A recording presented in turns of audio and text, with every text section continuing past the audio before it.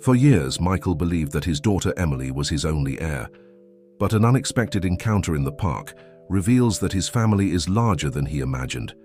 Now he must unravel a mystery from the past and fight to reunite those who should never have been separated. Michael Thompson adjusted his glasses as he watched his daughter Emily playing on the swing in the park. The gentle Sunday afternoon breeze ruffled the brown hair of the 8-year-old girl, who smiled with each push of her little legs. This was their sacred ritual every weekend.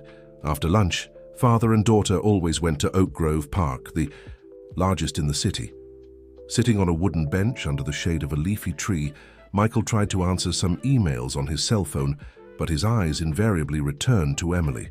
Since Sarah, his wife, had passed away 3 years ago due to cardiac complications, he had devoted himself entirely to his daughter. As president of one of the country's largest technology companies, he had learned to balance his professional life with family moments. "Higher, Daddy! I want to go higher!" Emily shouted, her laughter echoing through the park. Michael put his phone in his pocket and stood up, walking towards her. His steps were calm, but his heart always warmed at the sight of genuine joy on his daughter's face. She was the spitting image of Sarah, the same almond-shaped eyes, the same captivating smile, even the way she furrowed her brow when concentrating on something. "Careful, Princess," he said, starting to push the swing gently. "We don't want you reaching the clouds just yet." The park was particularly crowded that afternoon. Families were having picnics on checkered blankets spread across the lawn. Children ran chasing soap bubbles, and elderly couples walked hand in hand along the tree-lined paths. It was a scene that always brought peace to Michael's heart, as if there in that small piece of the city, time ran slower. That's when something changed in the air. A shout cut through the harmony of the afternoon, like lightning on a sunny day. "She's my sister!" Michael turned abruptly, his hands still holding the swing chains. A girl of about 8 years old was running towards him. Her clothes were a little worn, her dark hair disheveled, but what caught his attention most were her eyes, large, brown, and identical to Emily's.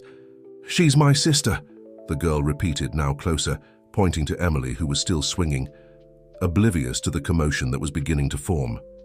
Michael gently stopped the swing, his heart racing as he tried to process the situation. Emily looked curiously at the newcomer, tilting her head to the side as she always did when something intrigued her. "Hello, little one." Michael knelt down to be at the unknown girl's height. "What's your name?" "Sophia," she replied, her eyes fixed on Emily. "And she's my sister. I know she is." A woman in her 40s wearing a beige blazer approached hurriedly. "Sophia, there you are." She addressed Michael with an embarrassed smile. "I'm sorry for the trouble. I'm Rachel Carter, a social worker from Sunnybrook Children's Home. Sophia is under our care." Michael stood up, feeling a strange uneasiness. There was something familiar about Sophia's face, something that went beyond the superficial resemblance. To Emily, "No problem," he responded diplomatically, but his mind was already starting to form questions. "Daddy, can I play with her?" Emily asked, getting off the swing and approaching Sophia. The two girls looked at each other as if they recognized each other from somewhere, even though that seemed impossible. Rachel cleared her throat softly. "Actually, we need to go back to Sunnybrook now, Sophia. You know you can't run off like that." "But she's my sister," Sophia insisted, her voice choked. "I dream about her every night. I know it's her." Michael felt something stir inside him. As a businessman, he was used to trusting his intuition, and something about this situation didn't seem like mere coincidence. "Miss Carter," he began, taking a business card from his pocket. "Can we talk at another time? I'd like to understand this situation better." Rachel hesitated for a moment before accepting the card. Her eyes widened slightly as she read the company name. "Of course, Mr. Thompson. May I contact you during the week?" As Rachel gently led Sophia away, the girl kept looking back, her eyes fixed on Emily. Michael watched them walk away, a feeling of unease settling in his chest. Emily tugged at his hand. "Daddy, why did she say she's my sister?" Michael knelt in front of his daughter, tucking a strand of her hair behind her ear. "Sometimes, Princess, people get confused about things. but don't worry about it now, okay? However, as they headed home that afternoon, Michael couldn't stop thinking about the encounter. The similarities between the girls were too disturbing to ignore. He remembered the day Emily was born, the busy hospital, Sarah holding the baby for the first time. There was something more to this story, a truth buried under years of certainties that were now beginning to fragment. In his home office, after putting Emily to bed, Michael turned on his laptop. The screen illuminated his face in the dim light as he typed Sunnybrook Children's Home in the search bar. A photo of the place appeared, an old renovated mansion, painted yellow with a well-maintained garden in front. According to the website, the institution had existed for more than 2 decades, caring for children in vulnerable situations. Michael leaned back in his chair, thoughtful. In his professional life, he had learned that coincidences were rarely just coincidences. Something in Sophia's gaze, in the conviction in her voice when she called Emily her sister, wouldn't leave his mind. He looked at the photo frame on his desk, where a picture of Sarah holding newborn Emily in the hospital sat. His hands began to tremble slightly when he noticed, for the first time, a detail in the photo that had never caught his attention before. In the background of the image, partially visible, was a nurse holding another baby. A baby with a small, pink bracelet on its wrist, exactly like the one Emily wore. Michael closed his eyes, feeling the weight of that discovery. A distant memory began to emerge. Sarah, days before her passing, trying to tell him something important, but not managing to find the right words. At the time, he attributed it to her condition, but now, the sound of wind in the garden trees was the only noise that broke the silence of the night. Michael knew he was about to embark on a journey that would change his life forever. The truth, whatever it might be, needed to come to light. He owed it to Emily, to Sophia, and especially to Sarah's memory. He picked up his phone and typed a reminder. Call Rachel Carter first thing in the morning. Then he walked to Emily's room, watching her sleep peacefully. In the dark, he could swear her face looked even more like Sophia's. Monday morning arrived with a different energy in the Thompson apartment. Michael woke up before the alarm, his hands still holding the old hospital photograph he had found the night before. He prepared a special breakfast for Emily, pancakes with chocolate syrup, her favorite, while his mind wandered to the events of the previous day. "Daddy, you made stars," Emily exclaimed upon seeing the pancakes decorated with red berries. Her smile lit up the kitchen, making Michael question once again the mysteries surrounding his family.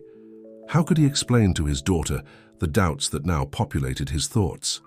"Only the best for my princess," he replied, kissing the top of her head. "Are you excited for school today?" As Emily enthusiastically talked about the science project she would present that week, Michael observed every detail of her face, trying to find or refute similarities with Sophia. The same shape of the nose, the same eye shape. Even the way she gestured while talking was strikingly similar. After dropping Emily off at school, Michael drove straight to his company, but his head was far from the meeting scheduled for that day.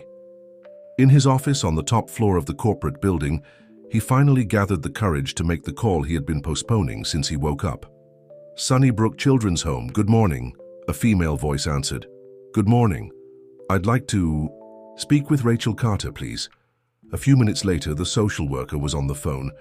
"Mr. Thompson, I was expecting your call." "Ms. Carter, I need to understand more about Sophia. Would it be possible for us to meet today?" There was a pause on the other end of the line.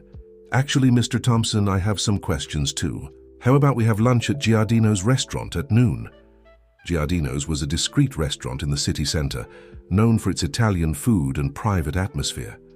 Michael arrived a few minutes before the agreed time, choosing a more secluded table.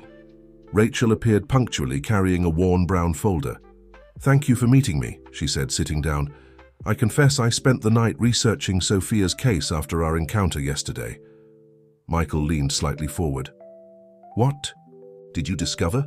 "Sophia arrived at Sunnybrook 8 years ago, left at the door of St. Clair's Hospital."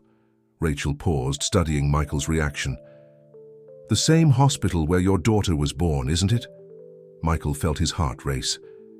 "Yes, Emily was born there." On March 15th. Sophia was found on March 16th, exactly 8 years ago. The waiter approached to take their orders, an interruption that gave Michael a few seconds to process the information. After placing their orders, Rachel continued, "Mr. Thompson, in 20 years of social work, I've learned to trust my instincts. The resemblance between the girls is remarkable, and Sophia's reaction yesterday, she had never acted like that before." "What do you mean?" "Sophia has always been a quiet child, almost introverted. But in recent months, she started having recurring dreams about a sister. She draws the same girl repeatedly, a girl strikingly similar to your daughter Emily." Michael took his phone out of his pocket and showed Rachel the hospital photo he had found. "Did you notice this detail?" He pointed to the nurse with the second baby in the background. Rachel adjusted her glasses, examining the image carefully. "This is intriguing. Mr. Thompson, I need to tell you something. At the time Sophia was found, there were rumors about irregularities in the maternity ward of St. Clair's Hospital. Nothing was proven, but what kind of irregularities? Inconsistent records, mainly.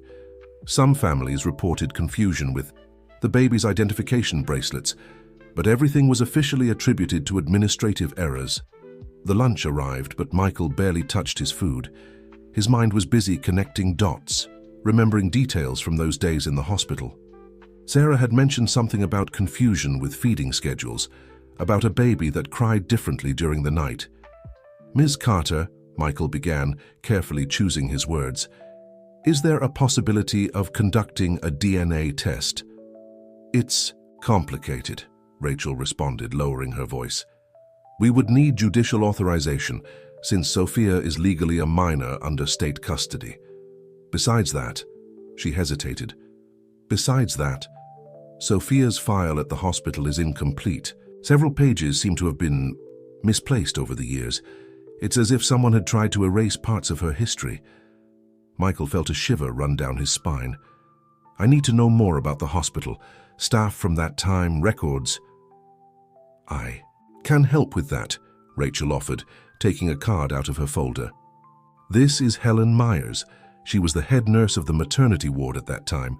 She retired a few years ago, but keeps in touch with some children from Sunnybrook. She might know something." As they paid the bill, Rachel made one last observation. "Mr. Thompson, whatever the truth is, we need to think about the girls. Both Emily and Sophia are sensitive children. How do you plan to handle this?" The question caught Michael off guard. In his search for answers, he hadn't yet fully considered the emotional impact this situation could have on the girls. "I need to talk to my daughter first," he replied after a moment of reflection. "But I'd like to get to know Sophia better, if possible." "She asked about Emily all morning," Rachel commented, a small smile forming on her lips. "How about a supervised meeting? We could organize an afternoon of activities at Sunnybrook." Michael agreed immediately. Returning to his office, his head was buzzing with new information and possibilities. He looked at the card Rachel had given him. Helen Myers, the name that could be the key to unraveling this mystery. That night, after putting Emily to bed, Michael sat in his favorite armchair with an old photo album. Page after page, he examined the photos of Emily's first days, looking for clues he might have missed. On one of the last pages, he found something that made his heart skip a beat. A hospital identification bracelet, kept as a memento. The name was a bit faded, but still legible. Baby Thompson, B. B? Why was there a letter B? Emily was an only child. There was no reason for an alphabetical classification, unless... The sound of the phone interrupted his thoughts. It was an unknown number. "Hello? Mr. Thompson?" An elderly and trembling voice sounded on the other end. "This is Helen Myers. Rachel told me about your interest in Sophia's case. I think it's time for some truths to come to light." Helen Myers' house was exactly as Michael had imagined it would be. An old two-story home with a well-tended garden, full of orchids and ferns. The aroma of freshly brewed coffee filled the living room, where the former nurse received him the next morning. Her white hair was perfectly arranged, but her hands trembled slightly as she served the cups. I worked at St. Clair's Hospital for 35 years, Helen began, sitting in her floral armchair. I saw thousands of babies born, families formed, and secrets buried. Michael held his cup tightly, trying to control his anxiety. Were you there the day my daughter was born? Helen slowly got up and walked to an old bookshelf. From there, she removed a diary bound in brown leather. I kept personal records of all important births, she explained, leafing through the yellowed pages. March 15th. Ah, yes. It was a busy night. Why? We had 5 simultaneous deliveries. Your wife, Sarah, was in room 304. I remember her. Well, so young, so determined. Helen paused, her eyes lost in distant memories. But there was something different that night. Michael leaned forward, his coffee forgotten on the coffee table. Different how? Sarah gave birth to twins. The silence that followed was deafening. Michael felt as if all the air had been sucked out of the room. Twins, he finally managed to stammer. Yes, Helen confirmed, turning the diary so Michael could see her meticulous notes. 2 girls born 3 minutes apart. But there were complications with one of the babies, respiratory problems. She was rushed to the neonatal ICU. Michael ran his hands over his face, trying to process the information. Why did we never know about this? Helen gently closed the diary. Sarah knew. She begged to see the second baby, but her own condition was delicate. The doctors kept her sedated for the first 24 hours. When she woke up, the elderly woman hesitated. Please continue, Michael pleaded, his voice almost a whisper. When she woke up, they told her that the second baby hadn't survived. But it was a lie. Helen stood up again, walking to the window. I was there when they brought the news. I saw her face. A mother knows, Mr. Thompson. Deep down, she always knew something was wrong. Michael suddenly remembered Sarah's last weeks, how she seemed restless, as if she wanted to say something important. Why didn't you say anything before? Fear, Helen admitted, turning to him. The hospital was going through an administrative restructuring. There were rumors about irregularities, documents being altered. When I tried to question it, I was transferred to another department. A few months later, they forced me into early retirement. And Sophia? She was found at the hospital door the next day. An abandonment, according to official records. Helen opened a drawer and took out a yellowed envelope. But keep this with you. Michael opened the envelope with trembling hands. Inside was an old photo. 2 babies side by side in the maternity ward, each with its bracelet. Baby Thompson, A, and Baby Thompson, B. Sarah never fully recovered from that day, Michael murmured, more to himself than to Helen. She used to wake up in the middle of the night, saying she heard a baby crying. She tried to investigate, Helen revealed. About a year before her passing, Sarah came to see me. She was determined to discover the truth. I showed her this same photo. That's why she was so distressed in her final days, Michael concluded, feeling a huge weight in his chest. Did she find out about Sophia? I'm not sure how much she knew. Sarah started visiting Sunnybrook Children's Home regularly as a volunteer. I believe she suspected, but her condition worsened before she could confirm her suspicions. Michael closed his eyes, remembering his last days with Sarah. How many secrets had she carried alone? How many nights had she spent awake, thinking about the daughter she believed she had lost? Mr. Thompson, Helen called softly, there's one more thing you need to know. On the night the girls were born, there was a nurse who participated in the whole process, Lucy Martinez. She may have more answers. Where can I find her? She left the hospital soon after, moved to a small town, but I keep in touch with her through letters. Helen wrote an address on a piece of paper. She lives in a small town a few hours from here. When Michael stood up to leave, Helen held his arm. What do you intend to do now? It was a complex question. Michael thought of Emily, of Sophia, of Sarah. First, I need to be absolutely sure, then he took a deep breath. I need to find a way to tell the girls. Be careful, Helen advised. Truths kept for so long can have unpredictable consequences when revealed.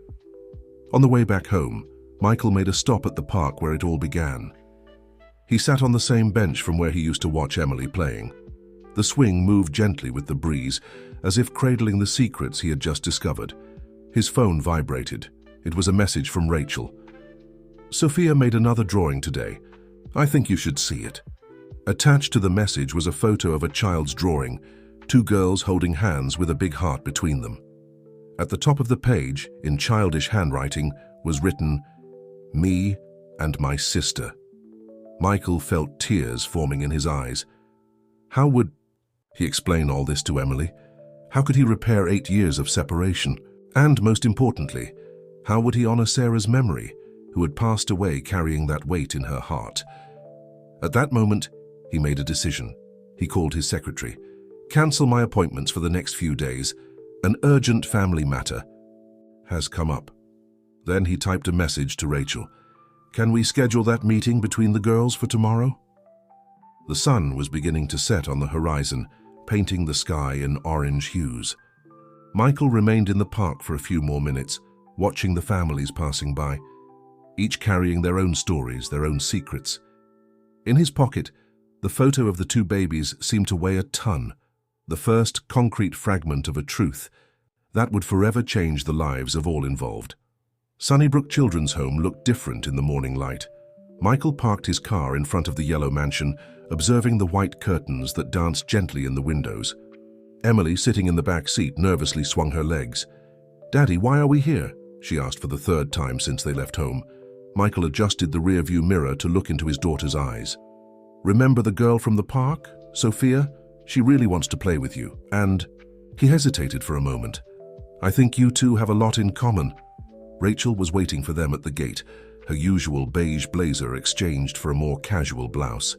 "Good morning. Sophia is in the back garden. We've prepared a small picnic for you." As they walked down the main corridor of the home, Michael observed the walls decorated with children's drawings. His heart raced as he recognized the familiar style in some of them, the same strokes he saw in Emily's drawings. The garden was a welcoming space, with a large tree in the center and several colorful tables scattered across the lawn. Sophia was sitting on a wooden bench, wearing a light blue dress that Rachel had specially set aside for the occasion. When she saw Emily, her eyes lit up. "You came!" Sophia exclaimed, jumping up. The two girls looked at each other for a long moment, as if recognizing each other from a distant dream. Michael and Rachel exchanged significant looks, maintaining a respectful distance. "Want to see my seashell collection?" Sophia asked shyly. Emily, who had always been a sociable child, smiled. "You collect seashells? Me too." It was as if an invisible barrier had been broken. In minutes, the girls were sitting on the grass comparing their collections, Sophia with her shells found in the garden, Emily with those she kept from beach trips. "It's amazing," Rachel whispered to Michael. "They have the same gestures, the same expression." Michael could barely respond, his throat tight with the emotion of the scene. The girls were now drawing together, their heads bent over the paper, talking as if they had known each other for years. "Look, Daddy," Emily called, holding up a drawing. "Sophia draws just like me." It was true, the strokes, the chosen colors, even the way of representing people, everything was strikingly similar. Michael approached, sitting on the grass with them. "What are you drawing?" "A family," Sophia answered without raising her eyes from the paper. "I always draw families." Emily leaned in to get a better look at her new friend's drawing. "Why are there two girls holding hands?" Sophia stopped drawing for a moment, her eyes meeting Michael's. "Because it's us two. I've dreamed about you. Many times, you know." Michael felt his heart tighten. How to explain something so complex to two 8-year-old children? How to translate into childish words a truth that he himself was still trying to understand? "Sophia," he began softly, "can you tell us more about these dreams?" The girl put down her colored pencils, her face assuming a surprisingly mature expression for her age. "I always dream that I'm in a white room with another baby next to me. There's a beautiful lady who smiles at both of us. And then I wake up crying, feeling like I've lost something important." Emily, noticing the change in the tone of the conversation, held Sophia's hand. "I dream sometimes too. About a sister. Mommy said I would have a sister before she went to heaven." Michael and Rachel exchanged surprised looks. It was the first time Emily had mentioned something like this. "When did your mother say that, sweetie?" Michael asked, his voice trembling slightly. "Shortly before she left.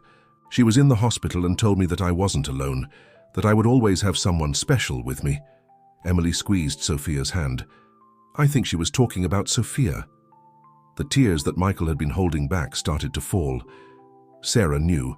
Even in her last moments, she had tried to pave the way for this encounter. Sophia, noticing Michael's tears, stood up and hugged him spontaneously. "Don't cry, Uncle Michael. Now we're all together, aren't we?" That innocent hug broke something inside him. Michael embraced both girls in his arms, feeling the weight of 8 years of separation dissolving in that moment of pure connection. Rachel discreetly wiped away her own tears. "How about that picnic now? We have sandwiches, juice, and even some special cookies that Sophia helped make." During the snack, Michael marveled at how the girls shared tastes and habits. They both separated the crust from the sandwich before eating, drank juice in small sips, and laughed in the same contagious way. "Can I come back tomorrow, Daddy?" Emily asked as the afternoon began to fall. "Actually," Rachel intervened, "I thought maybe Sophia could visit you on the weekend. If Mr. Thompson agrees, of course." "Can I really?" Sophia's eyes shone with hope. Michael couldn't contain a smile. "Of course you can. We have a guest room that needs some special decoration. How about helping me choose the colors?" The girls jumped for joy, already making plans for the weekend. As he watched them, Michael thought of Sarah. She always said that love finds its way, no matter the obstacles. There, in that garden, seeing his daughters finally reunited, he fully understood what she meant. On the way back home, Emily was unusually quiet in the back seat. "Everything okay, Princess?" "Daddy, Sophia is my real sister, isn't she?" Michael looked at his daughter through the rearview mirror, seeing in her the same intuition that Sarah had always shown. "What do you think?" "I know she is. I can feel it in here." She pointed to her heart. "It's like a part that was missing has finally come back." Michael parked the car in the garage at home, his mind already planning the next steps. There were still many truths to be revealed, many loose ends to tie up. But at that moment, seeing the serene smile on Emily's face, he knew they were on the right path. That night before bed, Emily asked to see old photos from when she was a baby. Sitting on her bed, father and daughter leafed through the album together. "Daddy, can we make a new album with photos of me and Sophia?" "Of course we can, my love. In fact," Michael hesitated for a moment before continuing, "I think it's time to tell you a very special story. A story about 2 little sisters who were born on a starry March night." The weekend passed like a dream in the Thompson apartment. Sophia arrived on Saturday morning, carrying a small backpack with her things and a shy smile that soon turned into laughter when Emily took her to see her room. "Look, we have the same doll," Sophia exclaimed, picking up a rag doll from Emily's shelf. "Mine is a little older, but it's exactly the same." Michael, observing from the door, remembered that the doll had been a gift from Sarah. She had bought 2, but he never knew why. Now it all made sense. The guest room was transformed into a real party. The girls chose the wall colors together, a soft shade of sea green that, coincidentally or not, was both of their favorite colors. Rachel had authorized Sophia's visit for the entire weekend, under the condition of regular reports on the girls' well-being. On Sunday night, after putting both girls to bed, they had insisted on having a pajama party in the newly decorated room. Michael sat in his office and opened the address Helen had given him. Lucy Martinez lived in a small town 3 hours away. He needed to go there, but how would he explain his absence to the girls? The next morning, during breakfast, Emily couldn't stop talking about how fun it had been to have Sophia at home. "Daddy, can she come live with us?" she asked innocently, making Michael choke on his coffee. "Sweetie, it's not that simple," he replied, choosing his words carefully. "But I promise we'll find a way for us all to be together." After taking the girls, Emily to school and Sophia back to Sunnybrook, Michael drove to his company. In his office, he made some calls and reorganized his schedule. "Clara," he called his secretary over the intercom, "I need you to cancel my appointments for Wednesday and Thursday. I'm going on a quick trip." Any problem, Mr. Thompson? No, just family matters to resolve. On Wednesday, after leaving Emily at her Aunt Carol's house, Michael hit the road towards the countryside. The urban landscape gradually gave way to lush fields and small farms. His mind wandered between the discoveries of the last few days and the questions that still needed answers. The town where Lucy lived was typical of rural America, a central square with a church, people sitting on benches chatting, children playing on the sidewalks. Following Helen's instructions, he found a simple house with a well-tended garden on Maple Street. A woman in her 60s was watering the plants when he parked. Her graying hair was tied in a loose bun, and she wore a floral apron over her dress. Mrs. Lucy Martinez. She turned, and Michael noticed that her hands trembled slightly as she put down the watering can. Yes, that's me. And you must be Michael Thompson. Helen warned me you'd be coming. Seated on the back porch with a pitcher of lemonade between them, Lucy seemed to be struggling with her own memories. I was young at the time, she began, her voice laden with emotion. Newly graduated, my first job in a big hospital. I was on duty that night. The night my daughters were born, Michael completed softly. Lucy nodded. Sarah had a complicated delivery. The first baby, Emily, was born without problems, but the second... She paused, sipping her lemonade. The second baby had difficulty breathing. She was rushed to the neonatal ICU. Why were we never informed about her? The hospital was undergoing an audit at the time. There were serious administrative problems. When the baby recovered after a few hours, there was confusion with the records. Someone, I never knew who, altered documents, switched identification bracelets. Michael felt his breathing quicken. And then, the next day, when I went to look for the baby to take her back to Sarah, they told me she hadn't survived. But I knew it was a lie. I had fed her myself hours before. When I tried to question it, I was transferred to another department. Weeks later, I discovered that the baby had been registered as abandoned. Sophia, Michael murmured. Yes, Lucy confirmed, tears running down her face. I tried to contact Sarah several times, but I never managed to speak with her directly. Years later, when I learned of her passing, the weight of this secret became unbearable. That's why I moved here. Do you have any proof? Something that could legally help? Lucy stood up and went into the house, returning minutes later with an old shoebox. I've kept this all these years, waiting for the right moment.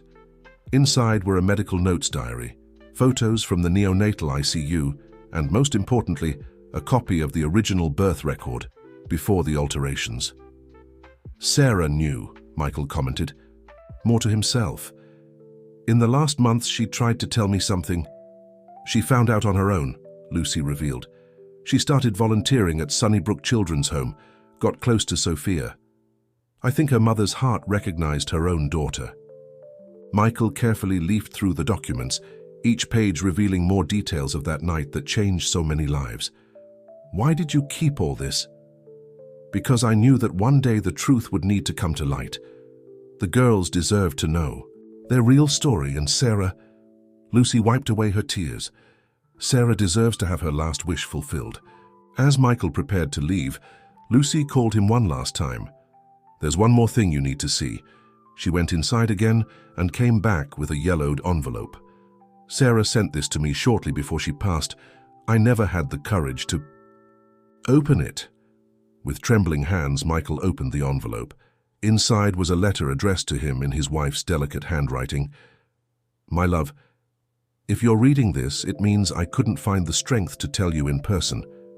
Forgive me for keeping this secret, but there was so much at stake, so many people involved. Our daughter is alive, Michael. Our second girl, the one they told us we lost, is growing beautiful and strong at Sunnybrook Children's Home. Her name is Sophia. I spent the last few months trying to gather the courage to tell you everything, to fight for her, but my time is running out. I know that you, with your big heart, will know what to do when you discover the truth. Take care of our girls. Tell them that a mother's love never dies, it only transforms. With all my love, Sarah. Michael carefully folded the letter, his heart overflowing with emotions. On the way back home, he stopped at the same park where it all began. The sun was setting on the horizon, painting the sky with shades of pink and orange. His phone rang. It was a message from Rachel with a photo. Sophia and Emily at snack time at Sunnybrook, sharing a cookie, their identical smiles illuminating the screen. At that moment, Michael made his decision. It was time to turn those weekend visits into something permanent. It was time to honor Sarah's last wish and reunite his family once again. The office of Dr. Patricia Summers, a family law specialist, was as welcoming as she was. Ornamental plants decorated the large windows, and the pastel-colored walls conveyed serenity. Michael sat in front of her dark wood desk, the folders with the documents gathered by Lucy organized in front of him. "It's a complex case," the lawyer commented, adjusting her gold-rimmed glasses as she analyzed the papers. "But we have enough elements to prove the family connection. Your wife's letter, the original hospital records, the nurses' testimonies." "How long can it take?" Michael asked, his hands restless on his knee. "Custody recovery processes are usually lengthy, but your case is different. We have concrete evidence of a hospital error, and the girl was never legally adopted by another family." She paused, smiling gently. "Besides, the girls have already established a bond, which is extremely positive in the eyes of the law." As Dr. Summers explained the next steps, Michael received a message from Rachel with a photo. Sophia had made a new drawing, this time of a big house with 4 people, herself, Emily, Michael, and an angelic figure hovering over everyone, clearly representing Sarah. "We'll need the support of Sunnybrook Children's Home," the lawyer continued. "Has the social worker Rachel already expressed her support?" "Yes, she's been amazing throughout the whole process. In fact," Michael smiled, remembering the conversation he had with her the previous morning. Flashback to the previous day. Sophia never fully adapted to Sunnybrook, Rachel had explained as they walked through the institution's garden. It was as if she always knew there was another place waiting for her. Now I understand why. They were watching the 2 sisters playing on the swing, the same scene that had started this whole journey, but now with a completely different meaning. "How is she handling all of this?" Michael asked. "Last night after you took Emily home, Sophia asked me if she could start calling you Dad." Rachel smiled upon seeing the emotion in Michael's eyes. "I told her we needed to sort some things out first, but that your heart was already a father's. To her." End of flashback. "Mr. Thompson?" Dr. Summers' voice brought him back to the present. "There's one more issue we need to discuss. How do you plan to tell the whole truth to the girls?" It was a question that had been tormenting him for days. "They already feel the connection," he replied after a moment of reflection. "I think somehow they've always known, but I need to find the right words. I suggest we do this with psychological support," the lawyer recommended. "I have a colleague who specializes in family therapy who can help us with this process." As he left the office, Michael drove straight to Sunnybrook Children's Home. It was Thursday, Art Activities Day, and he had promised to participate. He found the girls in the art room, concentrating on a large sheet of paper. "Daddy," Emily exclaimed when she saw him, "come see what we're doing." Sophia, still shy about calling him Dad, just smiled, her eyes shining with affection.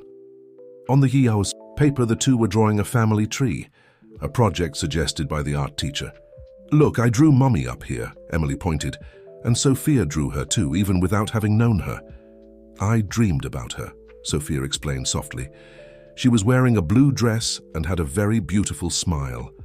Michael felt his heart tighten. The blue dress was Sarah's favorite, the one she wore on special occasions. How could Sophia know? "Mr. Thompson," Rachel called him discreetly. "Can we talk for a moment?" In the hallway, she handed him an envelope. "We found this among Sophia's old things. I think you should see it." Inside was a faded drawing made when Sophia was only 4 years old. It showed a woman in a blue dress, smiling, with 2 girls holding hands by her side. On the back, in childish handwriting, was written, "My dream family." "She always knew," Rachel commented. Somehow she always knew. That night, after taking Emily home, Michael couldn't sleep. Sitting in his favorite armchair, he looked at old photos of Sarah. In one of them, she was wearing the blue dress, exactly as Sophia had described. His phone rang.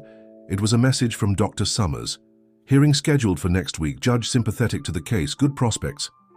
With a lighter heart, Michael began to plan how he would transform the guest room into a permanent space for Sophia.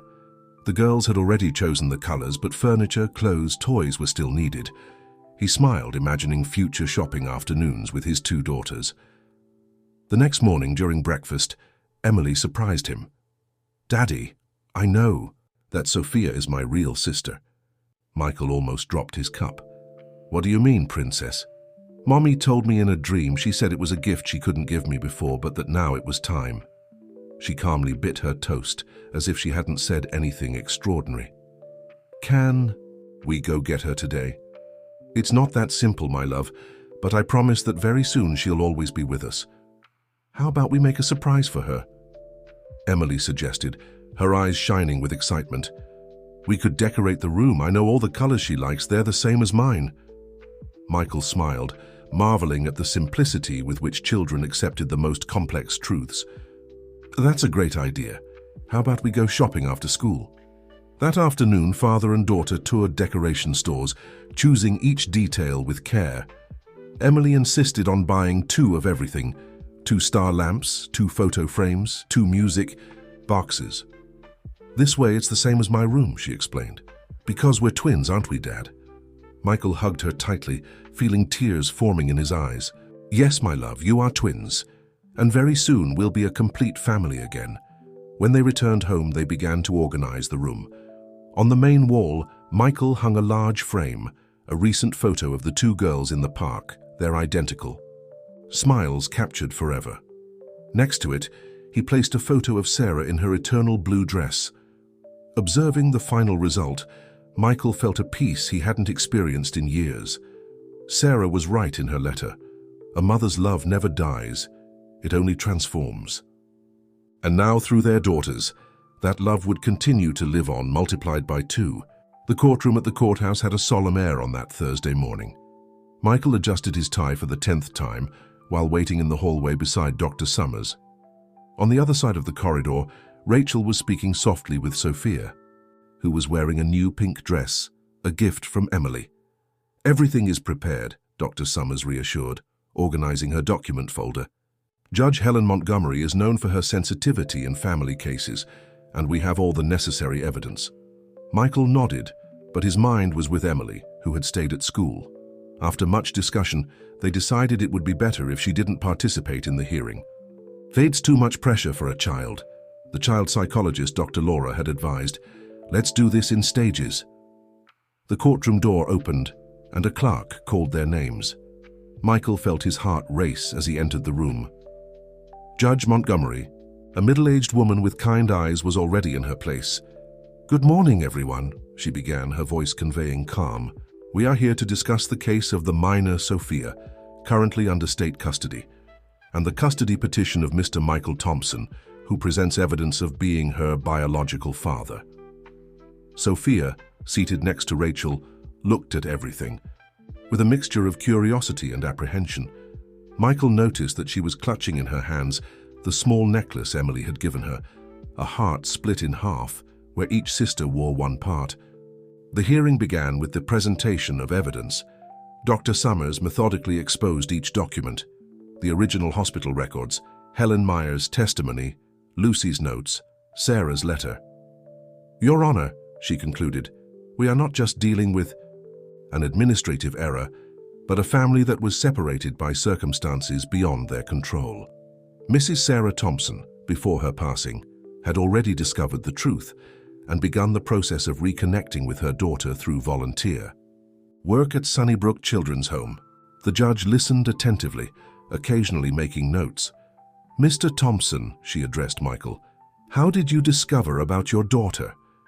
Michael took a deep breath before answering. "It was Sophia who found us, Your Honor. On a Sunday in the park, she recognized her sister Emily. At first it seemed impossible, but the more we investigated, the more evidence emerged. And then—" He paused, controlling his emotion. "We found my wife Sarah's letter, confirming what our hearts already knew."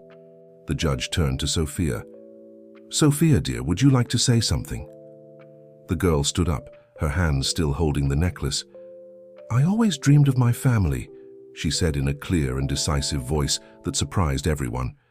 "Of my sister Emily, of my dad, and of my mom in heaven. She wore a blue dress in my dreams." Michael felt tears forming in his eyes. The judge also seemed moved. "Rachel," the judge called the social worker, "what is your professional assessment of this situation?" "Your Honor, in 15 years of social work, I've never seen such a strong and natural connection between separated sisters. Sophia and Emily have a bond that defies explanation. Moreover, Mr. Thompson has proven to be an exemplary father, not only to Emily but also demonstrating all care and affection for Sophia during this process of reconnection." The judge asked a few more questions, reviewed documents, and then asked for a few minutes to make her decision. While they waited, Sophia approached Michael timidly. "Can I sit with you?" she asked softly. Michael made room beside him, and Sophia snuggled up next to him, exactly as Emily did. At that moment, he was absolutely certain this was his daughter and nothing in the world could separate them again. When the judge returned, her face had a slight smile. "After careful analysis of the evidence presented and considering the best interest of the minor, I grant custody of Sophia to Mr. Michael Thompson, her biological father." She paused, taking off her glasses. "Furthermore, I order the immediate rectification of Sophia's birth certificate, restoring her true identity as Sophia Thompson." The room erupted in smiles and contained tears. Sophia jumped into Michael's arms, who hugged her tightly, feeling 8 years of separation dissolving in that moment. "Can I call you Dad now?" she whispered in his ear. "Always, my little one. Always." As they left the courthouse, a surprise was waiting at the entrance. Emily was there, holding a bouquet of flowers next to her Aunt Carol. "I couldn't stay at school knowing it was today," she explained, running to hug her sister. "And, Father?" The 3 flowers in the bouquet were significant: a white rose for Sophia, a pink rose for Emily, and a blue rose in the middle, Sarah's favorite color. On the way home, Michael looked in the rearview mirror. The girls were sleeping. In the back seat, their heads resting on each other, their hands intertwined, each holding her half of the heart necklace. The scene was so natural, so perfect, that it seemed impossible they had been separated for so long. At home, a banner decorated by Emily was waiting at the door. "Welcome home, sis." Sophia stopped at the entrance, her eyes shining with emotion. "Home? I always knew there was a home waiting for me somewhere." Michael knelt in front of the 2 girls. "Now, let's do this right. Sophia, Emily, how about you help me tell our story from the beginning? I think it's time we make a new family album." The girls ran to the room to get art supplies, while Michael gathered the old photos and documents that told their story. On the living room wall, Sarah's portrait smiled at them, as if blessing this moment of reunion. "You know, Dad," Emily commented as she glued a photo in the new album, "Mum always said that family is like a puzzle. Even when a piece is missing, we never stop looking until we find it." "And now we've found it," Sophia completed, fitting her half of the necklace with Emily's. "Now we're complete." Michael hugged his daughters, feeling a peace he hadn't experienced in years. Sarah was right. True love always finds its way back. Home. And there in that room, with his 2 girls in his arms, he finally understood the true meaning of a complete family. The first week as an officially reunited family brought a series of enchanting discoveries and small challenges. The Thompson apartment, previously organized in its routine for 2, now overflowed with the energy of 3 people learning to synchronize their rhythms. Sophia woke up on her first official Sunday at home, smelling pancakes coming from the kitchen. For a moment, she was disoriented seeing the sea-green walls instead of Sunnybrook's white walls, but soon a smile illuminated her face as she remembered she was home, her real home. "Good morning, sleepyhead." Emily burst into the room like a whirlwind, still in her pajamas. "Come on, Dad's making special pancakes." In the kitchen, Michael was balancing between the frying pan and the coffee machine, trying to keep the pancakes at the perfect point his daughters loved. Golden on the outside, but still soft on the inside. "Dad, Sophia called timidly, still getting used to the word. "Can I help?" "Of course, Princess. How about decorating the pancakes with fruits? Emily can show you how we make the smiley faces." The girls worked together, creating funny faces, with strawberries and blueberries. It was impressive how their tastes naturally aligned. They both preferred more strawberries than blueberries, arranged the fruits in the same way, and invariably stole one or two to eat during the process. "Tazzy, look at you two," Michael commented, watching them work in perfect sync.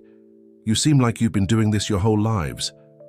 "That's because we have, Dad," Emily responded, with the profound simplicity of children, just in different places. After breakfast, it was time to resolve an important issue: school. Sophia would need to be transferred to the same school as Emily, but there were natural concerns about adaptation. "What if the other kids ask why we're twins but studied in different places?" Sophia questioned, biting her lower lip, a gesture identical to Emily's when she was anxious. Michael knelt in front of the two. "Girls, our story is special. We can tell the truth in a simple way. Your sisters who reunited because family love is stronger than any distance. Like Mom always knew," Emily completed, taking her sister's hand. The week that followed was one of adaptations.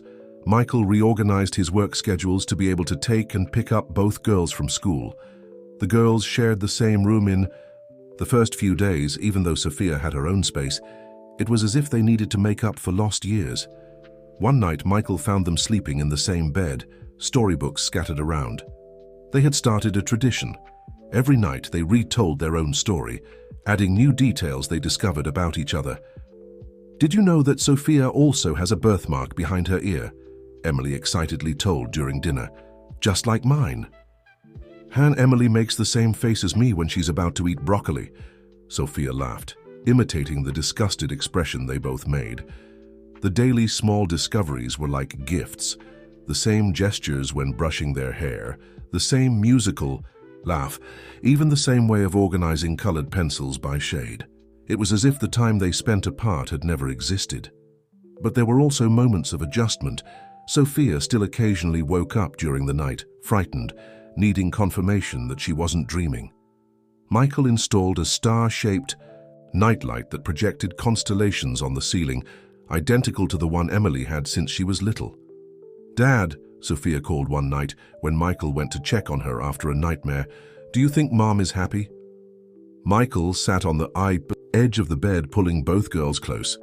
Emily had run to her sister's room upon hearing her voice. "I'm sure she is, my love. In fact, I think she always knew this day would come. Do you know why?" The girls shook their heads, curious. "Because she left clues for us, like a treasure map. The blue dress in your dreams, Sophia. The two identical dolls. Even the way she started visiting Sunnybrook. It was her preparing the way for us to reunite." On the weekend, they decided to have a picnic in the park, the same park where it all began. While packing the basket, they found the old photo album. "Look at this," Michael showed an old photo. "This is the day you were born, Emily. And look, who's in the background of the photo?" Sophia leaned over the image, her eyes widening as she recognized the scene. "It's the nurse with another baby. Was that me?" "Yes, it was you.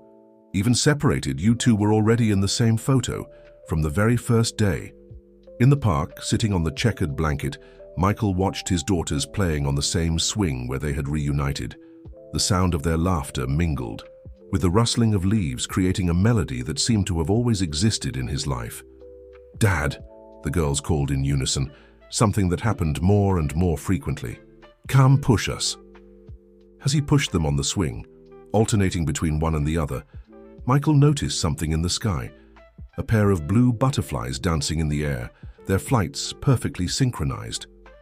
For a moment, he thought he saw Sarah's smile reflected in them. "Look, Dad," Sophia pointed. "Twin butterflies." "Just like us," Emily completed. Michael smiled, feeling his heart overflowing with love. Yes, they were like those butterflies, destined to fly together, even though the wind had temporarily separated them. And now, finally reunited, their wings beat in the same rhythm, painting the sky with the colors of restored family love. The first month as a complete family flew by, and Sarah's birthday was approaching. It was a date that Michael and Emily always celebrated in a special way, and now with Sophia, it gained an even deeper meaning. "We need to do something different this year," Emily commented during dinner a few days before the date. "Something that includes all of Mum's memories, even those we didn't know before." Sophia, who was playing with the vegetables on her plate, looked up with interest. "What do you mean?" Michael observed the exchange between his daughters, admiring how Emily naturally assumed the role of guardian of family memories. "Your sister is right, Sophia. Every year on Mom's birthday, we do something special to celebrate her memory, and this year, we have even more reasons to celebrate." The next day, while the girls were at school, Michael went up to the building's attic, where he kept some boxes with Sarah's belongings that he still didn't have the courage to open. It was time to share these memories with his daughters. Among the boxes, he found something that made his heart stop, a diary he didn't know about, with Sarah's delicate handwriting. On the first page, a dedication, "For my girls, when the right time comes." With trembling hands, Michael began to read. The diary was a collection of letters, one for each of the girls' birthdays that Sarah wouldn't be able to witness. There were 2 series of letters, one marked "For my Emily" and another with "For my lost star," written in the last months of her life. That night after dinner, Michael gathered the girls in the living room. "I found something very special. Today," he said, showing the diary, "I think it's time for you to know more about your mother." The twins snuggled up on either side of their father on the couch as he opened the diary. The first letter was addressed to the girls' 8th birthday, exactly the age they were now. "My little ones," Michael began to read, his voice choked. With emotion, "If you're reading this, it means you're finally together again. I always knew this day would come because the love of a family is like a compass that always points home." Sophia and Emily listened attentively, silent tears running down their faces as Sarah, through words written years before, told about her dreams and hopes for her daughters. "To my Emily," one of the letters continued, "you've always had an empty space in your heart that you didn't understand. Now you know it was the place reserved for your sister. To my lost star," another letter said, "even without knowing your name or where you were, I never stopped thinking about you. In my dreams, I saw you and Emily playing together, exactly as it should be."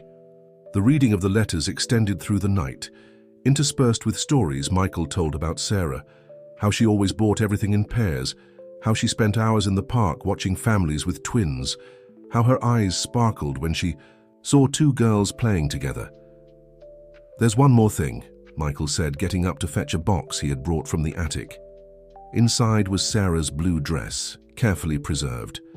"It's the dress from my dreams," Sophia exclaimed, touching the fabric reverently. "Mom used to wear this dress on special occasions," Emily explained. "She said blue was the color of hope." Michael took something else out of the box, a photo album that Sarah had started putting together in her last months. The first pages were filled with photos of Emily, but the second half was empty, except for a single note: "Space reserved for the memories to come." "How about we start filling these pages?" Michael suggested, picking up his camera. The girls spent the rest of the night replicating old photos of Emily with Sophia. The same poses, the same expressions, creating a mirror through time. It was as if they were rebuilding a story that should have been lived together from the beginning. On the morning of Sarah's birthday, the family gathered in the park. Each carried a blue balloon, and Sophia wore a ribbon the same color as Sarah's, dress in her hair, a gift that Emily had kept for years. "Before we release the balloons," Michael said, "I have one more surprise." He took 3 identical necklaces out of his pocket, each with a butterfly-shaped pendant. "Your mother bought these necklaces before she passed. I found them with the diary. There was a note saying they were to be worn when the family was complete again." As he put the necklaces on the girls, Michael continued, "Butterflies are a symbol of transformation. Just like them, our family has transformed, but never lost its essence. And now we're 3 butterflies," Emily smiled. "4, Sophia gently corrected, looking at the sky. "Mom is our blue butterfly, always flying nearby." They released the balloons together, watching them dance in the morning sky. A gentle breeze blew, carrying flower petals through the air, and for a moment, everyone felt Sarah's presence in the scent of flowers in the blue of the sky, in the love that united them. "I know," Michael said, hugging his daughters. "Your mother always said that life is like a book. Some chapters are sad, others are happy, but the important thing is who's by our side as we turn the pages." "And now we're all together for the next chapters," Emily completed. "Forever," Sophia added, holding her new butterfly necklace tightly. Michael looked at his daughters, so alike and yet unique, each carrying a piece of Sarah in their smiles, gestures, and in the love that overflowed from their hearts. Their story was far from over, but now finally all the characters were in their rightful places. 6 months passed since the Thompson family officially reunited. The apartment, previously organized in the simplicity of father and daughter, now overflowed with the energy of a complete family. The walls gained new pictures, the closets filled with more clothes and toys, and the sound of laughter doubled in volume. On a particularly special Saturday morning, Michael woke up to the aroma of coffee and the muffled sound of giggles coming from the kitchen. As he quietly approached, he found Sophia and Emily trying to prepare breakfast, an adorable mess of flour, eggs, and love. "Surprise!" the girls shouted when they saw him, their faces speckled with flour. "We made pancakes!" "Well, we tried." "To make pancakes," Sophia corrected, laughing as she showed some not-so-successful attempts. "They're special pancakes," Emily defended. "Because today is a special day." Michael smiled, remembering the date. It had been exactly 6 months since the hearing that made their family official. Half a year of discoveries, adaptations, and most importantly, multiplied love. "Come here, my little chefs," he called, opening his arms for a group hug, not minding the flour that would stain his pajamas. "How about I help you with the next batch?" As they prepared a more presentable breakfast together, Michael observed how his daughters moved in perfect sync in the kitchen, passing ingredients to each other without needing to ask, finishing each other's sentences, laughing at the same things at the same time. "Dad," Sophia called as she decorated a pancake with strawberries, "tell us again the story of how we found each other." It was a frequent request. The girls never tired of hearing their own story, always discovering new details, always getting emotional as if it were the first time. "Well," Michael began, pouring juice into glasses, "it all started on an ordinary Sunday in the park." "Our park," the girls interrupted in unison, as they always did at this part of the story. "Yes, our park, where a brave little warrior followed her heart and recognized her sister." After breakfast, they went together to Michael's office, where a surprise awaited the girls. On the desk was a blue leather-bound book with golden letters on the cover, the story of the twin butterflies. "What's this, Dad?" Emily asked, her eyes shining with curiosity. "Open it," he encouraged. Inside, the pages told their story in the form of a children's tale, with illustrations based on the drawings the girls themselves had made over the months. The story of 2 twin butterflies separated by a storm, who never lost hope of finding each other again. "I thought we could share our story with other families," Michael explained, "to show that love always finds its way back." The girls flipped through the book enchanted, recognizing their own drawings transformed into professional illustrations. On the last page, there was a blank space with a message from Sarah, taken from her diary. "For all the butterflies still looking for their way back to the garden." "Can we take it to school?" Sophia asked excitedly. "The teacher always asks us to tell special stories during reading circle." "Of course you can," Michael smiled. "This story belongs to the world now." Later that day, they had a picnic in the park, a tradition they had maintained since the reunion. The same bench, the same swing, but now with much deeper meanings.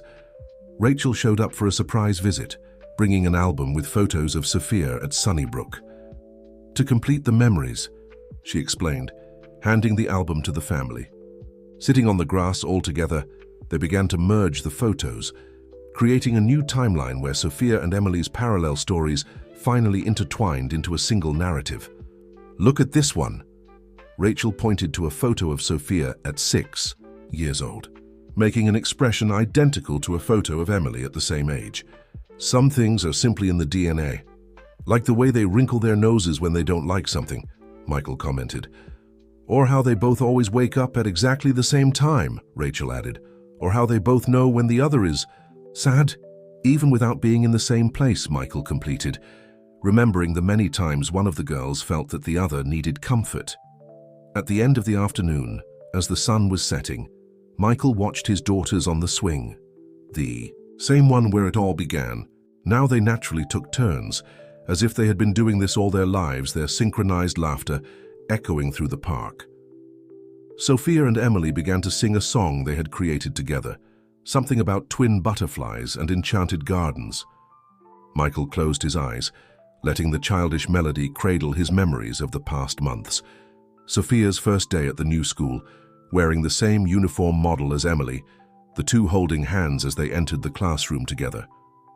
The slumber, parties in the room they shared by choice, even though they had separate rooms, telling stories and secrets late into the night. The day Sophia called Michael Dad for the first time without hesitation, as if the word had always belonged to her lips. The moment they found Sarah's old diary and realized that she had somehow prepared the way for this reunion. "Dad!" The girls' voices brought him back to the present. "Look!" In the sky, two blue butterflies were dancing in the evening air. It was something that happened frequently now, as if Sarah sent her winged messengers to bless these special moments. "You know," Michael said, pulling his daughters close, "your mother always said that life is made up of moments that seem like coincidence, but are actually small miracles in disguise." "Like me finding Emily that day?" Sophia asked. "Like Mom buying two of everything even before she knew," Emily added. "Exactly," Michael smiled. "Some call it destiny, others coincidence. I prefer to call it love, a love so great that neither time nor distance could erase it." The girls hugged each other, their butterfly necklaces glinting in the last ray of sunlight of the day.